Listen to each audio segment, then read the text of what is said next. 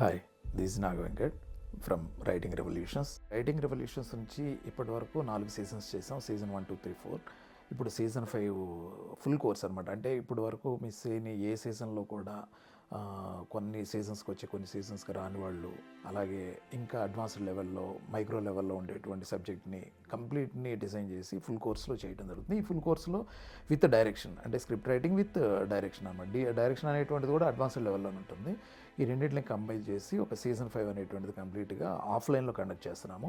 ఈ ఆఫ్లైన్లో కండక్ట్ చేయడానికి మెయిన్ రీజన్ ఏంటి అని అంటే, ఇక్కడ ప్రతిదీ కూడా ఆఫ్లైన్లో ప్రాక్టికల్గా చూపిస్తూ స్టోరీని, మీ ఐడియాస్ని మేము ఏదైతే థియరీ చెప్తామో దాన్ని అప్లై చేసి ప్రాక్టికల్గా చేయటం అనేటువంటిది మా సమక్షంలోనే ఉంటుందన్నమాట. సో దానికోసం డిజైన్ చేసింది సీజన్ 5. సో ఈ ఫుల్ కోర్స్లో స్క్రిప్ట్ రైటింగ్ అంటే advanced macro and micro level script writing and advanced level of direction అనేటువంటిది కంప్లీట్ కోర్స్ ఉంటుందన్నమాట.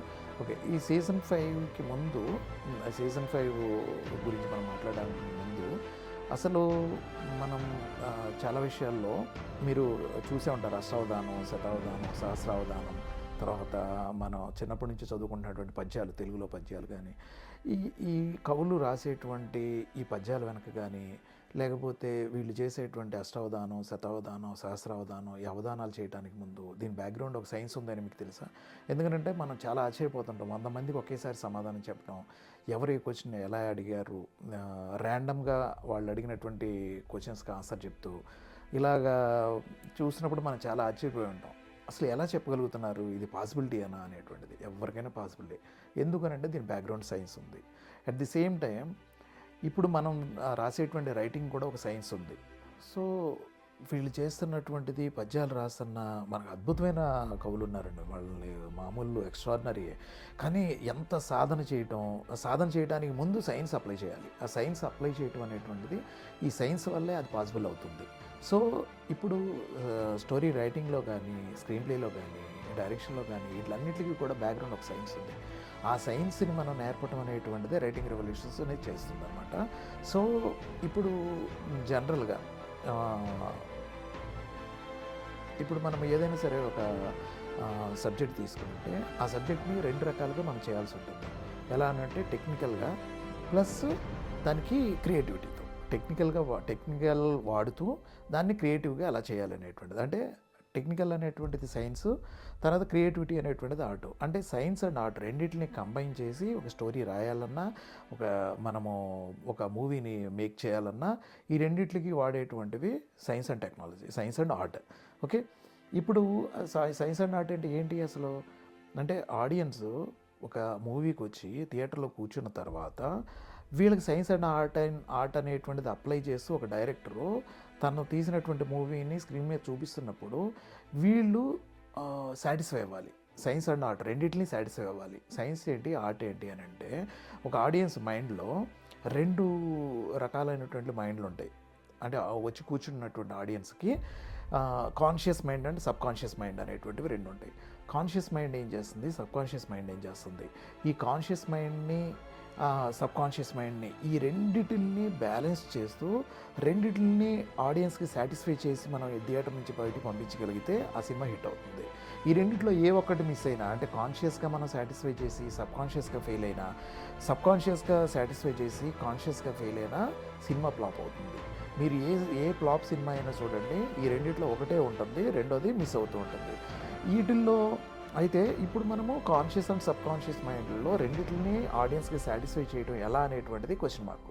దీనికి మేము సైన్స్ అప్లై చేస్తాం. ఈ సైన్స్ అప్లై చేసి ఈ రెండింటిని ఆడియన్స్కి సాటిస్ఫై చేయడానికి ఏ పారామీటర్స్ని వాడాలి, దీనికి హ్యూమన్ మైండ్లో ఉండేటువంటి ఏ డైమెన్షన్స్ని తీసుకోవాలి, ఇవన్నీ కూడా థియరిటికల్గా చెప్పి అట్ ది సేమ్ ప్రాసెస్ ఈ థియరీని ప్రాక్టికల్గా అప్లై చేస్తూ అప్పటికప్పుడే వాళ్ళ ఐడియా, స్టూడెంట్స్ యొక్క ఐడియాని వాళ్ళు ఎవరికి చెప్పవసరం లేదు, వాళ్ళ ఐడియాని వాళ్ళ దగ్గర పెట్టుకుని ఈ కాన్షియస్ మైండ్కి ఎలాగ సీన్స్ రాయాలి, సబ్ కాన్షియస్ మైండ్కి రాసేటప్పుడు ఎలా రాయాలి, వీటికి ఏ విధంగా స్టైల్స్ ఇవ్వాలి, వీటికి జానర్ని ఎలాగ ఫిక్స్ చేసుకోవాలి, తర్వాత వీటిలన్నిటికీ బ్యాక్ స్టోరీలు ఏ విధంగా ఇవన్నీ ఎవ్రీథింగ్ అంటే conscious mind sub conscious mind ఈ రెండు మైండ్స్ని ఆడియన్స్కి సాటిస్ఫై చేసే విధంగా ఒక సైన్స్ని అప్లై చేసి దీనికి స్టోరీ మేకింగ్ అనేటువంటిది చేయిస్తాం. ఇది మనం సీజన్ 5లో చేయిస్తామండి.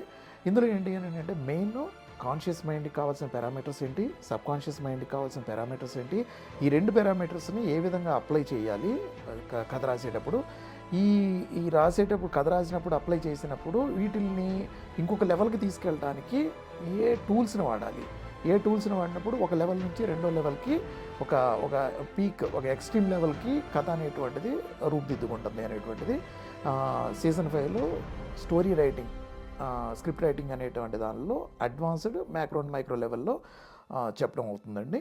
దీంతోపాటు డైరెక్షన్లో అసలు ఏంటి డైరెక్షన్ అంటే ఏంటి, మనకి యూట్యూబ్ ఉంది, రకరకాల సోషల్ మీడియా ప్లాట్ఫామ్స్ ఉన్నాయి, గూగుల్ ఉంది, ఏఐ వచ్చింది, ఇన్ని రకాలుగా ఉన్నప్పుడు డైరెక్షన్ గురించి చాలామంది చాలా రకాలుగా చెప్తుంటారు, ఇన్స్టిట్యూట్స్లో కూడా చెప్తుంటారు. సో ఇక్కడ మేము చెప్పేదానికి డైరెక్షన్లో ఏంటి డిఫరెన్స్ ఏంటి, ఇది మేజర్ అండి.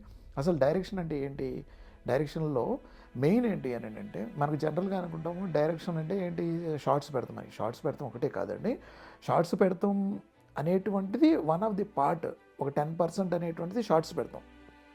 ఏ ఎమోషన్కి ఏ షార్ట్స్ పెట్టాలి అంటే షార్ట్ సైకాలజీ అనేది ఏ విధంగా అప్లై చేయాలి, అప్లై చేసిన షార్ట్ సైకాలజీ ద్వారా ఆడియన్స్ ఏ విధంగా ఫీల్ అవుతుంటారు, ఇది ఒక 10%. మిగిలిన 90% డైరెక్షన్లో ఏమేమి పార్ట్స్ ఉంటాయి, వీటిని మనం ఎలాగా డైరెక్టర్ యూజ్ చేయాలి, టేకింగ్ చేయాలి, అది ఇంపార్టెంట్. ఇందులో ఏంటి అని అంటే మేజర్గా 2 బేసిక్ పిల్లర్స్ ఉంటాయి డైరెక్షన్లో, 2 బేసిక్ పిల్లర్స్ ఉంటాయి, ఒక 8 సబ్ పిల్లర్స్ ఉంటాయి.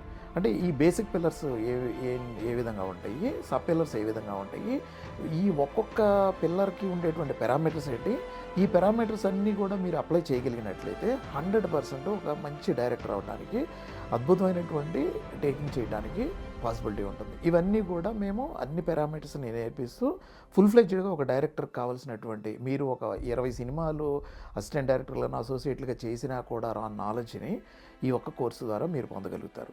దీనికి చాలా తీసుకుంటాము పారామీటర్స్ని, అట్లన్నిటిని ప్రాక్టికల్గా మీకు చూపిస్తూ లైవ్లో ఎగ్జాంపుల్స్ కొన్ని మూవీస్ని చేస్తూ చూపించడం అనేటువంటిది ఈ సీజన్ 5 యొక్క మెయిన్ ఉద్దేశం అండి. అందుకోసమే మేము ఆఫ్లైన్ పెట్టాము ఇది, ఎందుకంటే ఆన్లైన్లో అనేటువంటిది ఆ ఎక్స్పాన్షన్స్ చేయటానికి అంత అంటే 1-to-1 ఇంటరాక్షన్ చేయడానికి కూడా పాసిబిలిటీ ఉండదు, కాబట్టి ఆఫ్లైన్ అనేటువంటిది చేస్తున్నాము.